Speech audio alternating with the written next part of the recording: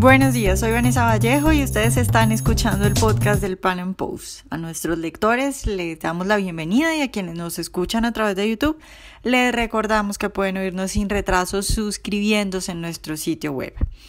Al parecer, el chavismo ha perdido a Citgo, la empresa refinadora de petróleo y comercializadora de gasolina, filial de la estatal PDVSA en Estados Unidos. Y es que un juez federal del país norteamericano autorizó la incautación de la empresa. Eso es, pues, desde luego, un golpe duro para el chavismo. En el podcast de hoy hablamos de qué tan fuerte es el golpe y de las consecuencias que puede traer. Y además comentamos lo que ha venido ocurriendo recientemente en Venezuela en cuanto a reformas económicas.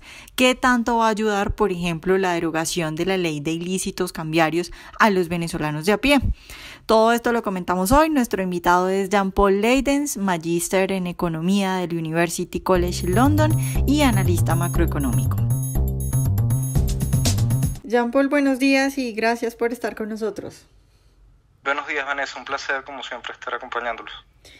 Jean-Paul, pues la última noticia, según el Wall Street Journal, un juez en Estados Unidos decide que se incaute Citgo, que es básicamente lo último que le quedaba a PDVSA y lo último que le quedaba al chavismo afuera.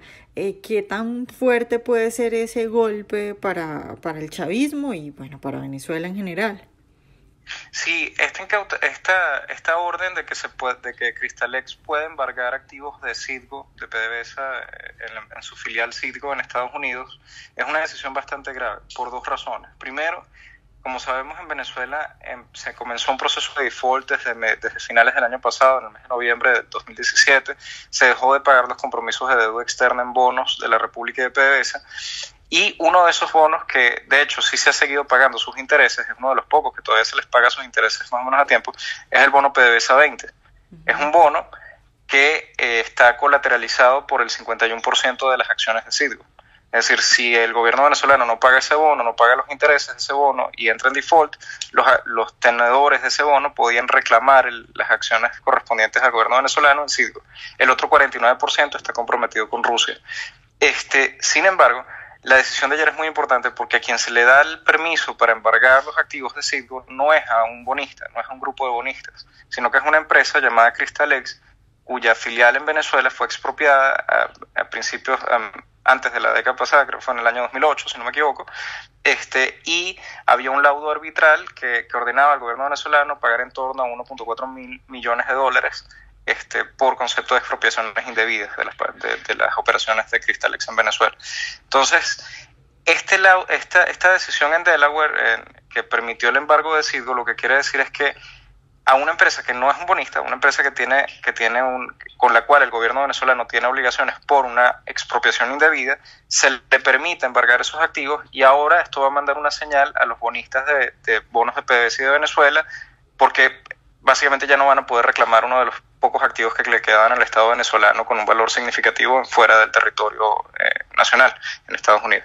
Entonces esto va a mandar una señal muy grave al mercado, a los bonistas sobre todo, los va a incitar a tratar de básicamente montarse sobre la ola y tratar de reclamar otros activos. Va a generar incentivos para que los bonistas tanto de bonos de PDVSA como de Venezuela le reclamen al Estado venezolano y lleven a corte los procesos de impago. Otra consecuencia muy grave es el tema del velo corporativo. Hasta ahora se consideraba en cortes internacionales que PDVSA y el gobierno de Venezuela eran dos cosas separadas. Se consideraba que PDVSA era una empresa que, si bien tenía mayoría accionaria del gobierno venezolano, se trataba como una entidad aparte. Ahora, la decisión de Delaware básicamente lo que dice es PDVSA es responsable o puede ser considerada lo mismo que el gobierno venezolano. Por tanto, si el gobierno venezolano tiene alguna obligación que no ha pagado, los tenedores de esa deuda, o los acreedores del gobierno venezolano, pueden reclamar activos de PDVSA. ¿Y por qué eso es grave? Y esa es una de las cosas que más me preocupan. Eso es grave porque puede hacer peligrar las rutas comerciales de PDVSA. Es decir, durante el proceso de impago argentino hubo un momento en el cual una corte una corte en el territorio de Ghana, en África, falló a favor de que unos tenedores de bonos argentinos reclamaran un barco propiedad de una empresa estatal argentina. Y eso dificultó las exportaciones argentinas, al menos las exportaciones públicas del gobierno argentino en buena medida. Si eso empieza a pasar con PDVSA, eso puede terminar afectando no solamente la venta de crudo a Estados Unidos, ¿okay? Que está en peligro por el embargo de Citgo, que es el pie de PDVSA en el mercado norteamericano, sino que también puede afectar los envíos de crudo a otros destinos, porque puede haber accionistas, puede haber acreedores del gobierno, puede haber bonistas que empiecen a reclamar en tribunales en el exterior, en otros países diferentes, incluso Estados Unidos, embargos contra activos de PDVSA, incluyendo tanqueros, incluyendo contenidos de tanqueros, incluyendo cargamentos de crudo. Entonces eso puede hacer bastante difícil las exportaciones de crudo venezolano.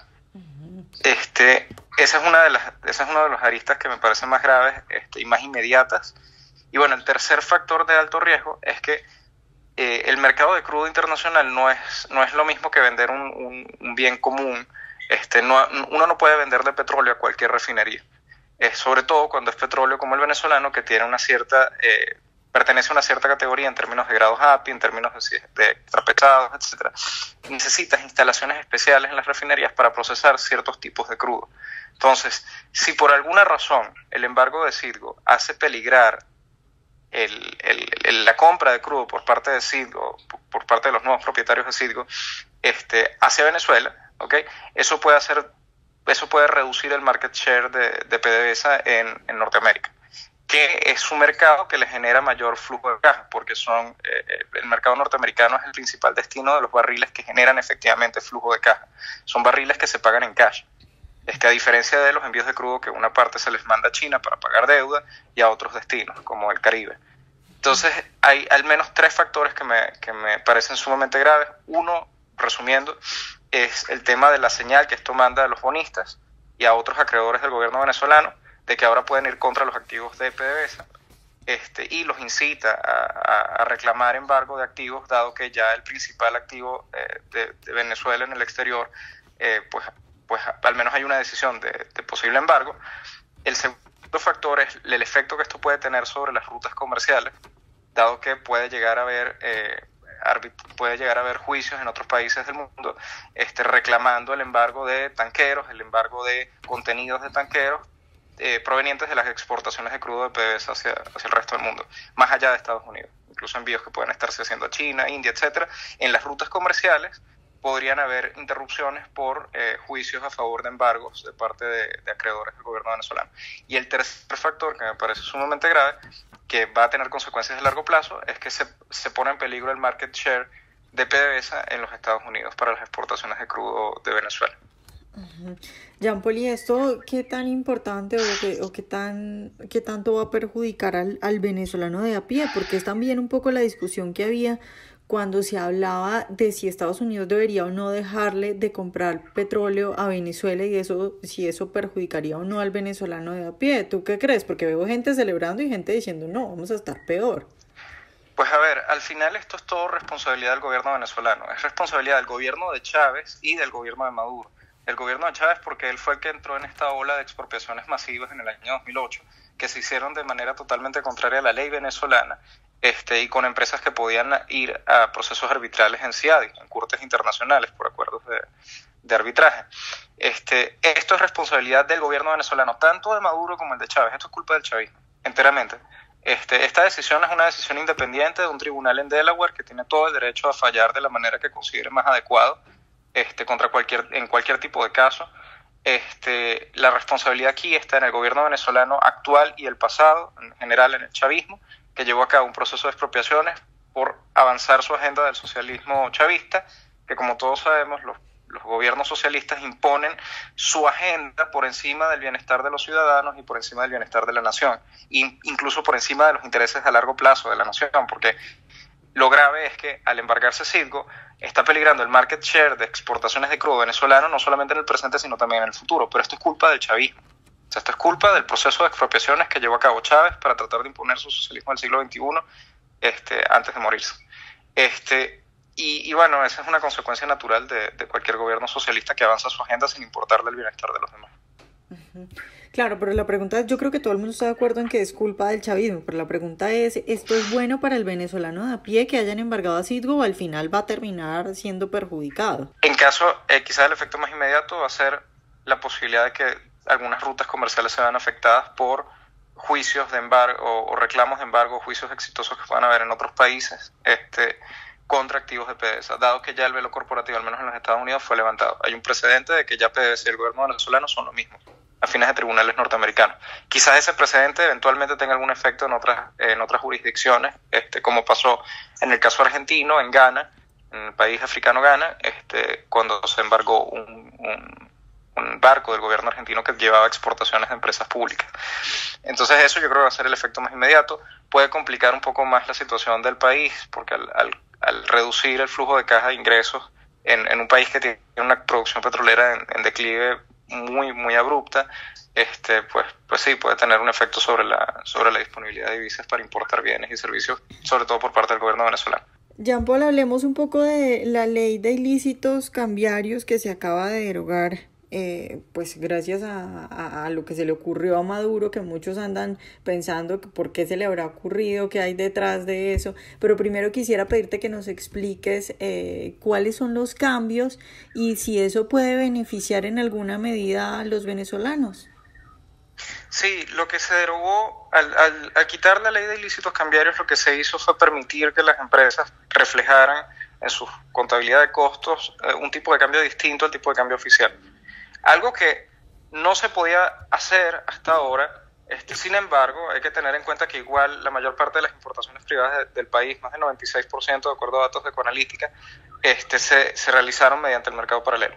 Entonces, ya el sector privado venía importando tipos de cambio no oficiales, pero no tenía la posibilidad legal de reflejar en su contabilidad de costos y en sus estados financieros un tipo de cambio distinto al oficial, que es DICOM, que está altamente apreciado.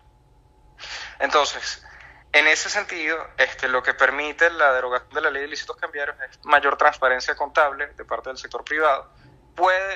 Podría llegar a permitir, y yo creo que esto es lo que está detrás, la motivación principal, podría llegar a permitir que las empresas socias de PDVSA en la faja petrolífera del Orinoco vendan sus divisas de exportación de crudo a un tipo de cambio distinto a DICOM.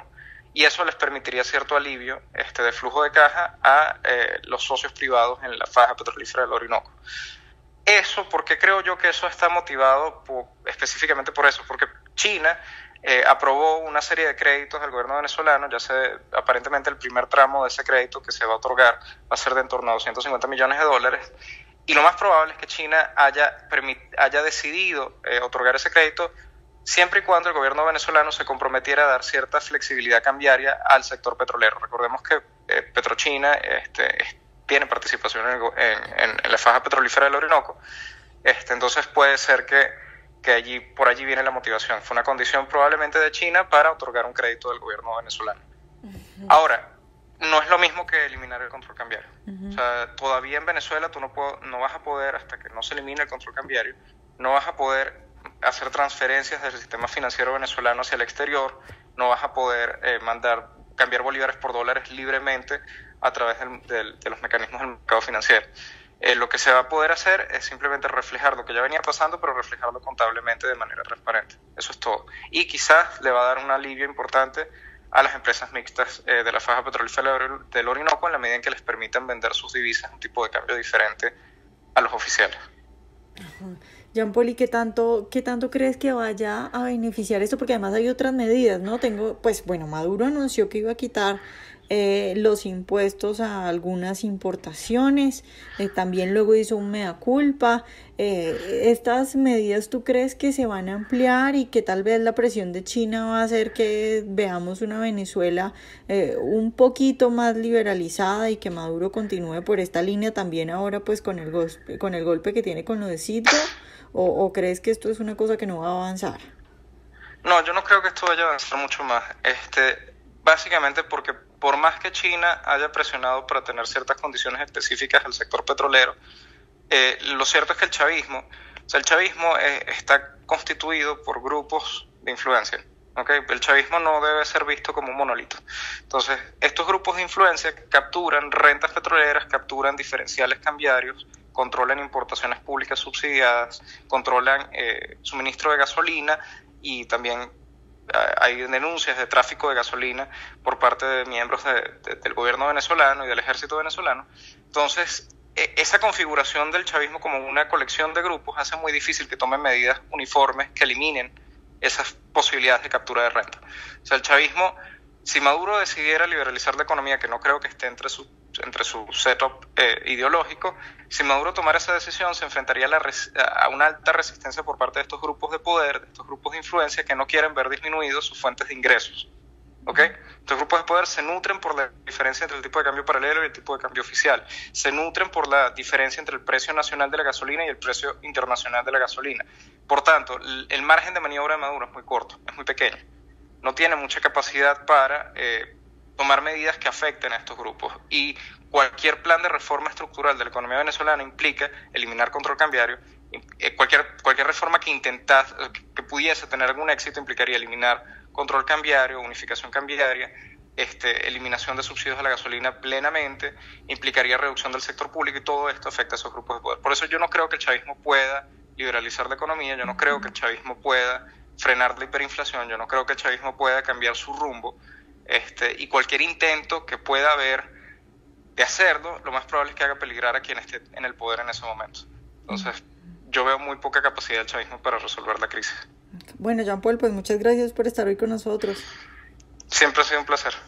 Ojalá hayan disfrutado nuestra entrevista de hoy. Recuerden seguirnos en nuestro canal de YouTube y en nuestras redes sociales, y nos vemos en un próximo Pan Am Podcast.